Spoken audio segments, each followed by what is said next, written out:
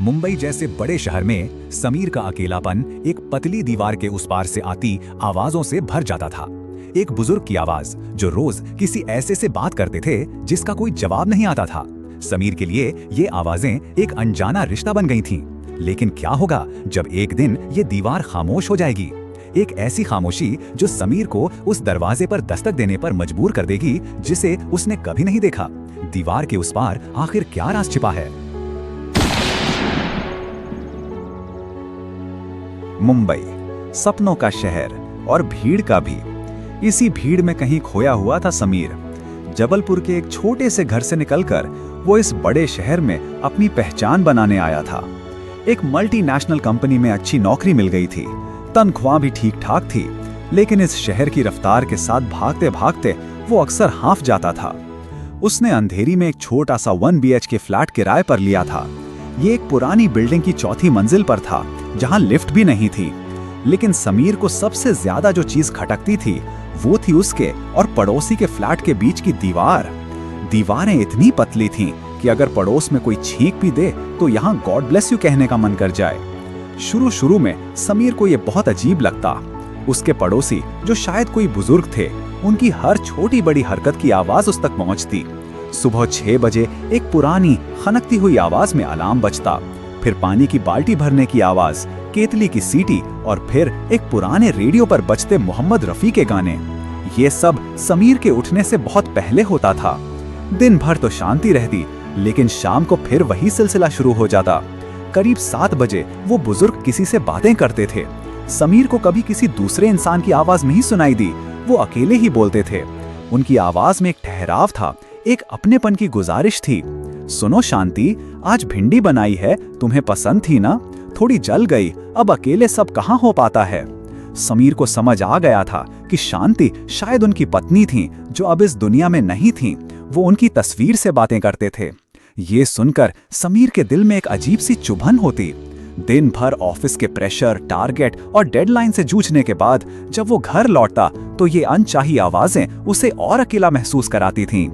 एक दिन थक हार कर समीर ने अपनी माँ को फोन लगाया। कैसा है बेटा? माँ ने पूछा। ठीक हूँ माँ, बस काम बहुत है माँ, समीर ने तकिए में मुंह छिपाते हुए कहा। खाना खाया? हाँ माँ, उसने झूठ कहा, उसे बनाने की हिम्मत ही नहीं थी। आवाज थकी हुई लग रही है तेरी, सो जा आराम से।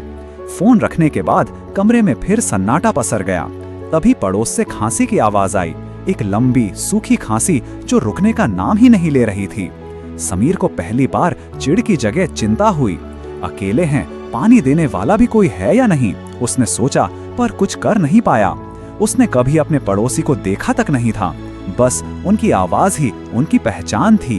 धीरे धीरे समीर की जिंदगी का हिस्सा बन गई वो आवाजें। वो अब अलार्म से पहले ही उठ जाता, मानो उसे उन आवाजों का इंतजार हो। रेडियो पर बजते पुराने गाने उसे सुकून देने लगे। जिस दिन उसे ऑफिस से लौटने में देर हो जाती, उसे फिक्र होती कि कहीं उन्होंने खाना खाया होगा या नहीं। जिस रात उनकी खांसी ज्यादा बढ़ जाती, समीर को नींद नहीं आती। उसने मन ही मन अपने पड़ोसी का एक नाम रख दिया था, अंकल। वो उनसे कभी मिला नहीं था, पर उनके अदृश्य साथ ने समीर के अकेलेपन को भर दिया था। समीर जब कभी परेशान या उदास होता तो अंकल की आवाज उसे एक अजीब सी हिम्मत देती। जब वो शांति को बताते कि आज पड़ोस वाला लड़का देर से आया, लगता है काम ज्यादा था बेचारे पर, तो समीर को लगता जैसे कोई है जो उसकी फिक्र कर रहा है। एक शाम समीर का प्रमोशन हो गया। उसे कंपनी बैंगलोर शिफ्ट कर रही थी और साथ में सैलरी भी काफी ज्यादा थी। ये उसके करियर के लिए एक बहुत बड़ा मौका था। उसने तुरंत अपनी माँ को खुशखबरी सुनाई। माँ बहुत खुश थीं, लेकिन समीर के दिल में एक अजीब सी बेचैनी थी।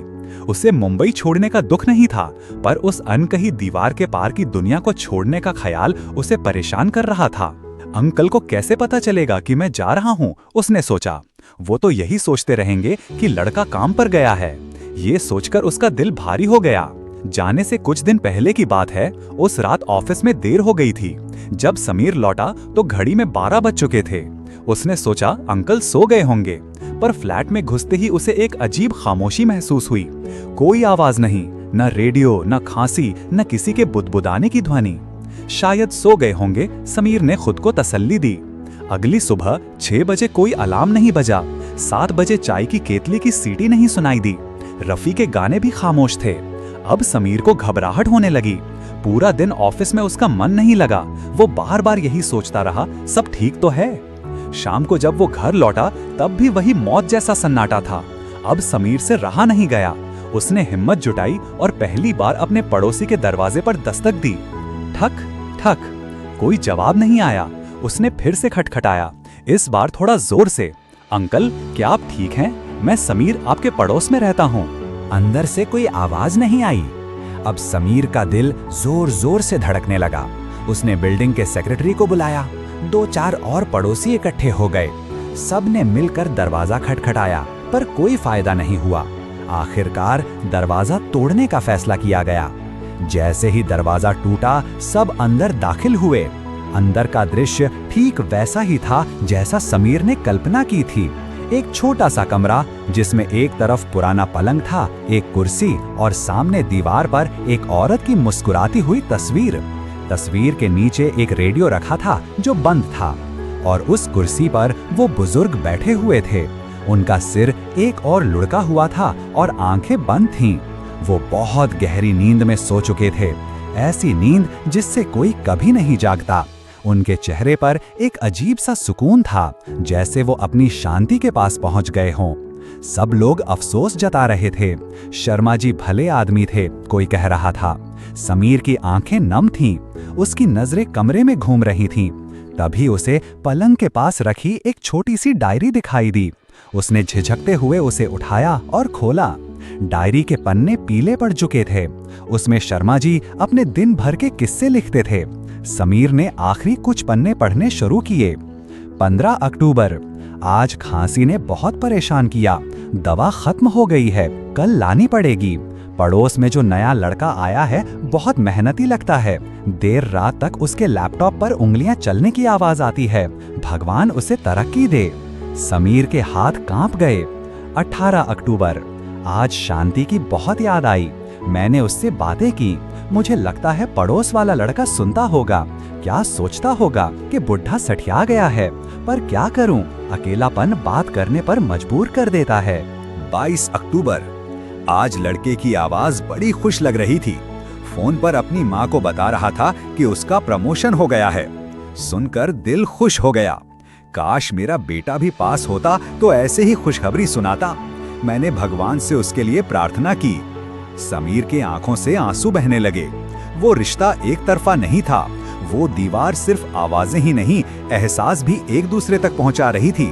शर्मा जी भी समीर के जीवन का हिस्सा बन चुके थे।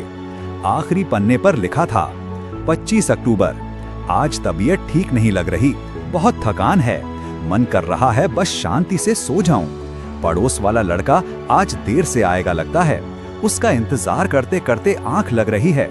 सुनो शांति, मैं आ रहा हूँ। डायरी समीर के हाथ से छूट गई। वो सिर्फ एक पड़ोसी नहीं था, वो शर्मा जी का अनकहा अनदेखा बेटा बन गया था। और शर्मा जी समीर के वो अंकल थे जिन्होंने उसे इस भीड़ भरे शहर में अकेलेपन का एहसास नहीं होने दिया।